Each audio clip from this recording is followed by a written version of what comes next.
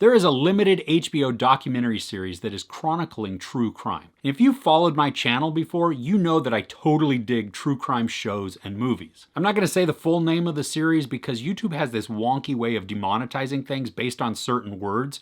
But the first in this HBO documentary series is called I Love You, Now.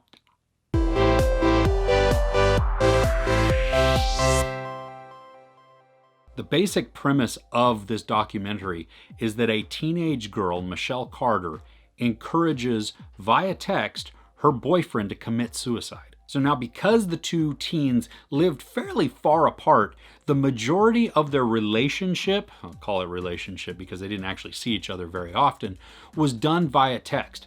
But that also provides us as viewers and even the documentary makers with all kinds of visible text, literally, that we can see. So we get to see their conversations back and forth, and we get to be kind of horrified by it. The content and the case is shocking and maddening, and it has to be noted that the story itself is presented kind of one-sided. I mean, we get a full picture of it, but Michelle Carter and her family declined to participate. So we don't have interviews from her side of the family at all. We only have from the boys' side and then what we see in the court recordings. And I think that's great too, because it's not just audio from the court, it's actually video as the court case is going on. If this case was to ever be made into a movie, there is only one actress in my mind that could or should play Michelle Carter, and that's Cara Delevingne.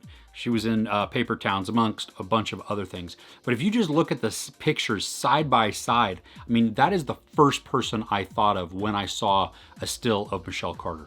I was blown away. I was like, oh my gosh, is that her? She really looks, now not all the time, but in the court scenes, she really did. And I was like, ooh, okay. If we're gonna do a movie based on this real case, then grab her. Something that has nothing to do with anything other than it made me laugh is one of the lawyers in the documentary doesn't pronounce R's when they're present in words. And then at other times he adds R's and pronounces them when they aren't even part of a word. So he would say Michelle Carter, but then he would say, I have an idea. Anyway, just made me laugh because it made me laugh. The documentary is broken up into two segments and it's really captivating in a horrifying way. What it was said about Ted Bundy being extremely wicked could also be said about Michelle Carter. There's no sex, nudity, or violence, but there is profanity. I give I Love You, Now Die 4 out of 5 couches. What's a true crime series or movie that I should be checking out? Let me know in the comments below. If you enjoyed this review, please give it a like. Also, don't forget to share and subscribe.